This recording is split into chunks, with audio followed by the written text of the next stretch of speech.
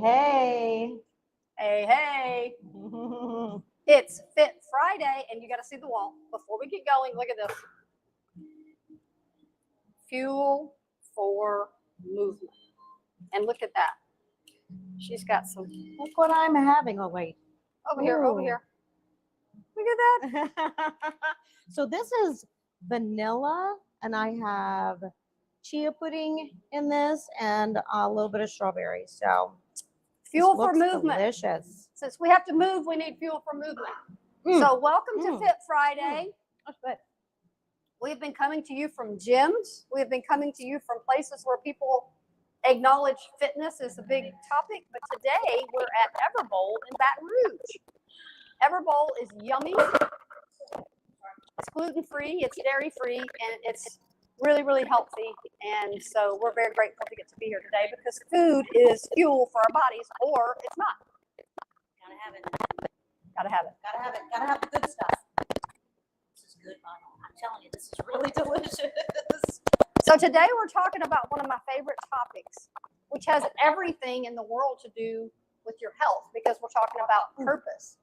Because if you feel like your life matters, then you realize how important your body and your brain and everything else matters along with it. And then you take better care of it. You do. This is from the Mayo Clinic. People have a sense of purpose, tend to take better care of themselves through exercise, healthy eating, and addressing healthy issues, because these same studies show that people with purpose live longer, sleep better, and have a more robust immune system, lower stress levels, and better cognitive function. What you think? I agree. That's how I feel. I mean, I feel, well, I have not always had a true sense of purpose.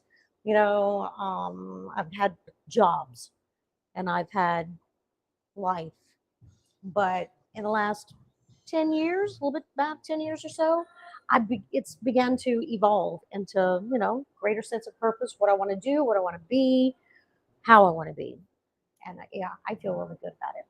And typically, I was reading a book earlier this week, and it proposes a great question, that if you were to go to a doctor's office and instead of them saying, "What's the matter with you?" they ask the question, "What matters to you?" Mm-hmm. How would that change your clients? How would it change my clients if I asked them what matters to you? Yeah. I can imagine that the conversation would be completely different. Yeah. Because what matters to us is really the driving part of who we are. And if we don't really have something that matters to us, then we just kind of aimlessly go through life. Yeah. No direction. No direction. Yeah. Yeah. So when you think about what is the matter with you, maybe it's tied to what matters to you. So what matters to you the most? What matters to me? I think peace matters to me. Peace, integrity, health and fitness matters to me. Yeah. Those are things that are important to me. Mm-hmm. What about when it comes to a cause? Like something that you feel like, if I don't do this today, my life isn't really going to be what I wish it could be. Helping someone, service. Mm-hmm. So my goal every day is to serve in some excellent way. So that can look like being kind to someone in the grocery store who was not very kind to me, mm-hmm. Smiling at someone who's looks like they're having a bad day, or you know, with my clients, right, just being the best I can for them. Yeah. And not only are you asking your clients those questions, they're able to respond with what matters to them. Mm-hmm. Because ultimately, if you don't have the energy that you need to live your life, and a lot of people don't. Yeah. No, if you don't have the energy you need to do your due, then you're going to not feel as good as you want to about yourself every day. So if we put health and fitness parallel to mental health and fitness, mm-hmm. it has everything to do with feeling like your life matters and that you matter. Yeah. Yeah. And I think that really gets to the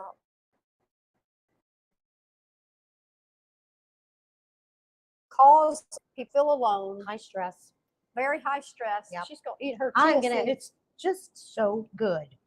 I'm like, It is high stress, and you think in terms of the world, and you're like, oh my gosh, when's everything going to go back to normal? When's everything going to be right again? And yeah, we're all a solution to the problems that we're walking through. So when you see things that you think are out of whack, then you're called to help them get back in whack. hmm Whack. I made that up. Well, things are a bit whack right now.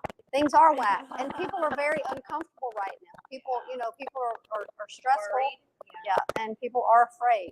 So in the face of that, what does that mean about purpose? I do think you have to ask that question as to what really matters to me.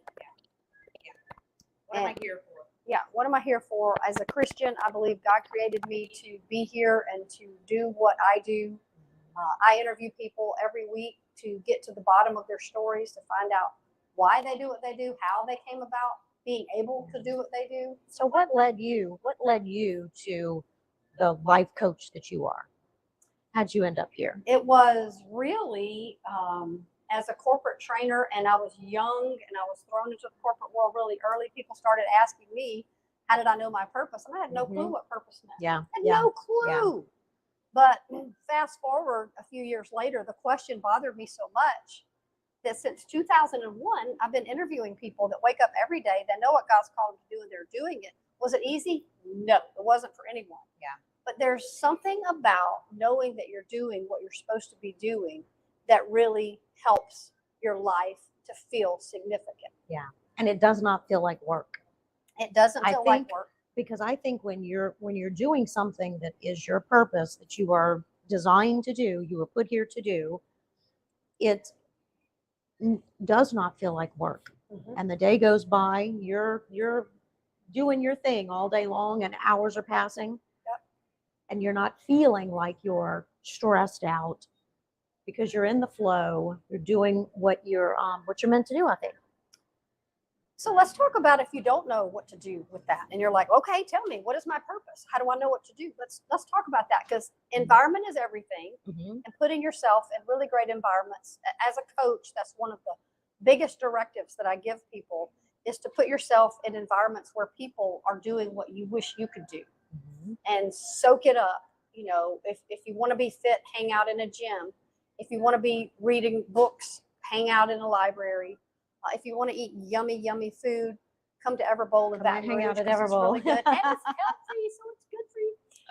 But you know, I think the social call is to activism, Yeah. to become the solution to a problem. Yeah. Yeah. Does that sound intimidating?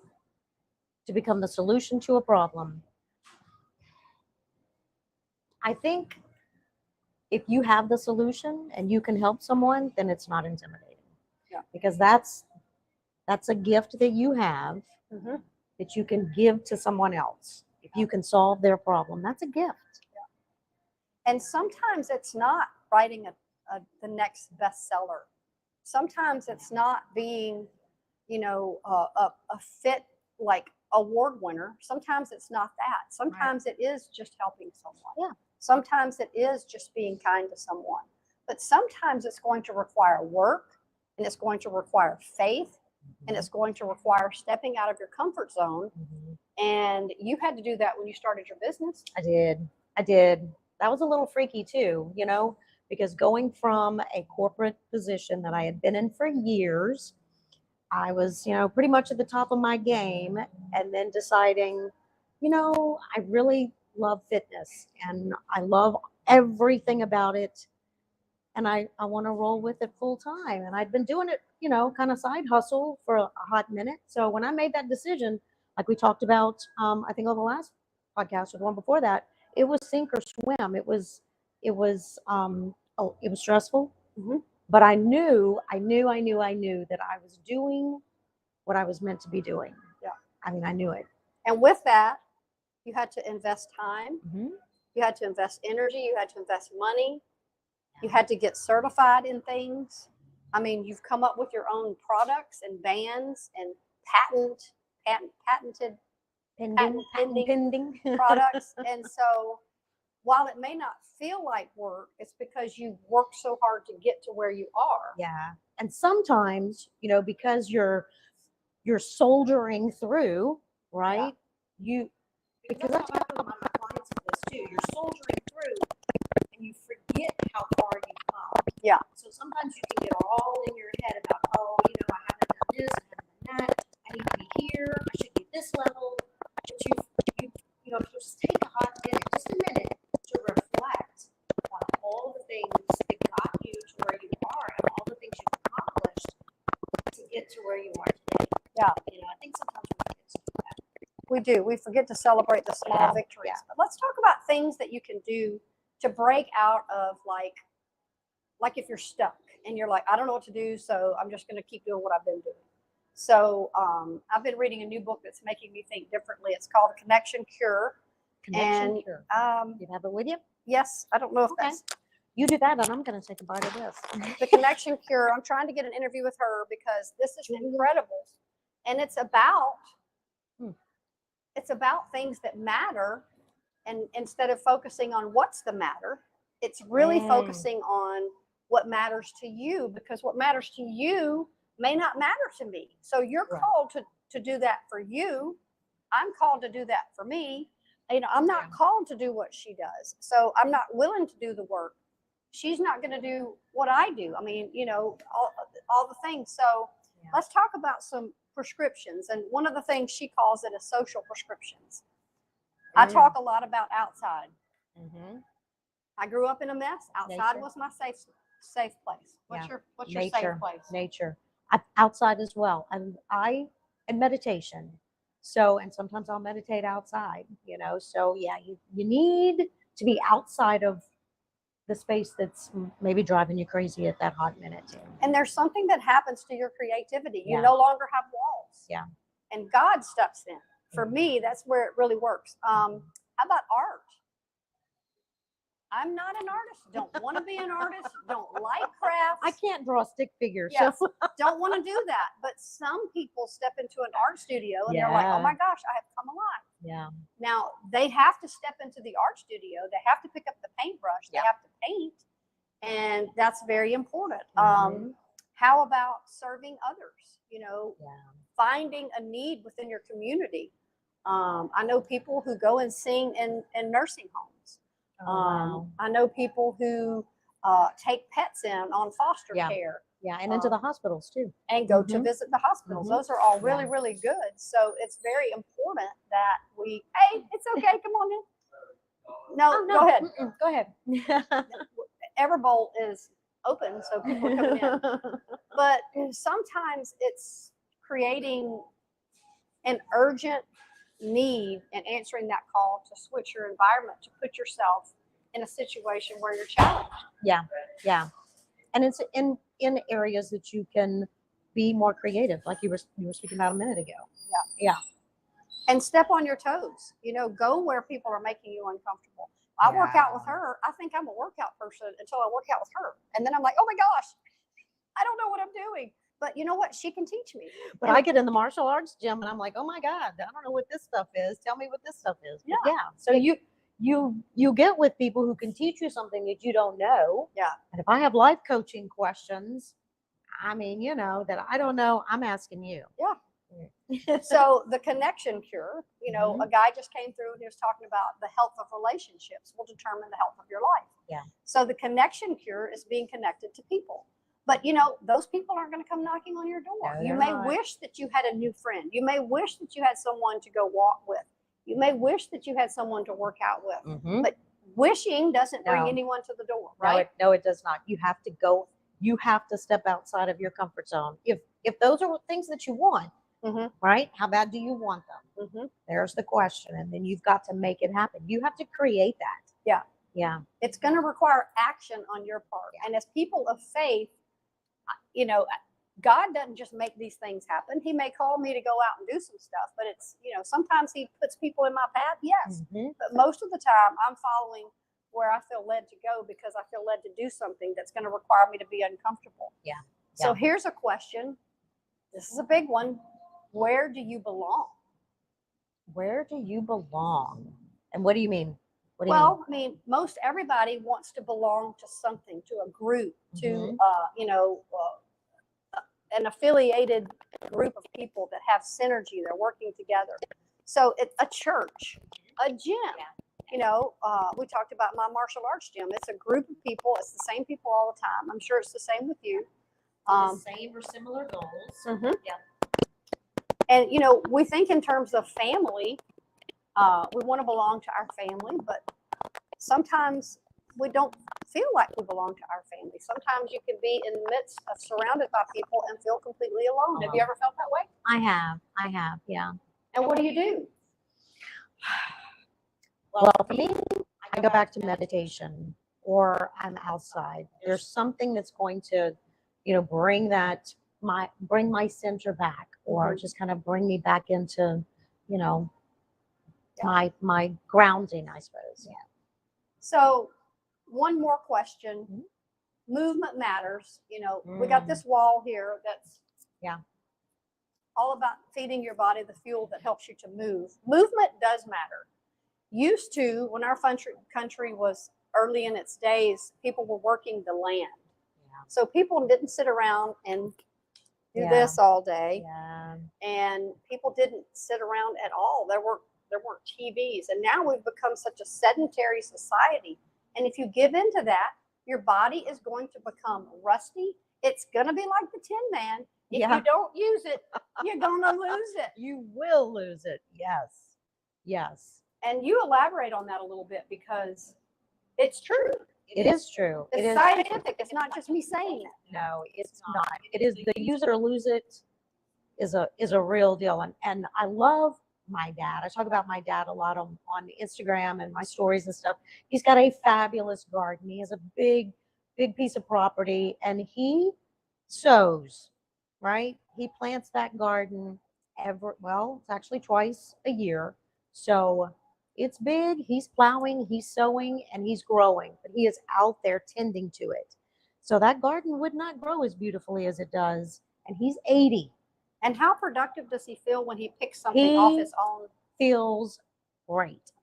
Now he's told me, talking about the aches and pains. He's like, yeah, my knees kind of hurt, my wrists kind of hurt, but if I sit down, I'm gonna be like the Tin Man.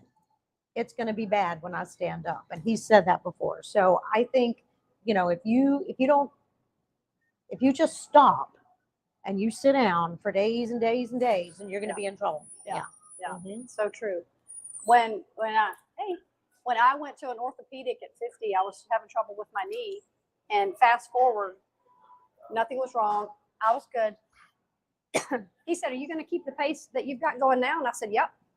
He said, "Then something's always going to hurt, but go with it. Just keep going." I got to get water. Go ahead. But he told me to keep going, even though it hurts. Yeah. And I think, when you have an injury, that's different. So we're not talking about if you've got an injury, plow through. Excuse me. So take time to let your body heal. But if you're, just talking about not moving at all, then that's a different ache and pain. That's the ache and pain of just being sedentary. Big difference from injury. So let's make that clear because, Good point. I broke my ribs. I had to sit it out for 6 weeks, and that was a very important time. But heal. even in to heal. times like that, I had to be productive and read more and do more things. So Yeah. And personal growth. I'm glad you mentioned that because I'm a firm believer that if you're not growing, you're not, you're not going forward. You are going back. You're going backwards. So personal growth, learning new things, learning new languages or reading books on personal growth or mindfulness or mindset, things like that are really important as well, And let me just add to that. If you're not moving forward, you're going backwards. It's pretty rapid because the world is changing so quick. And if we don't keep up, we're going to get left behind, and we can't do that. And in order to live our purpose, we've got to work hard to keep up. Yeah. I would get around with my mom and all her 80-something-year-old friends, and they would say, "Here, fix my phone," and I would fix their phone. But Yeah. Yeah. So when you think in terms of purpose and when you think in terms of health and fitness, instead of saying what's the matter, what's the better question? It's what matters. What matters to you? And are you doing something with that? What are you doing? What steps are you taking for what matters to you? Because that's what you're called to do. And purpose is a process. It's not just a quick fix something. It evolves over time. And so it's a lifelong pursuit. And it's important to pursue that. Okay, I'm signing out. Fit Friday. Everybody have a great weekend. Bye.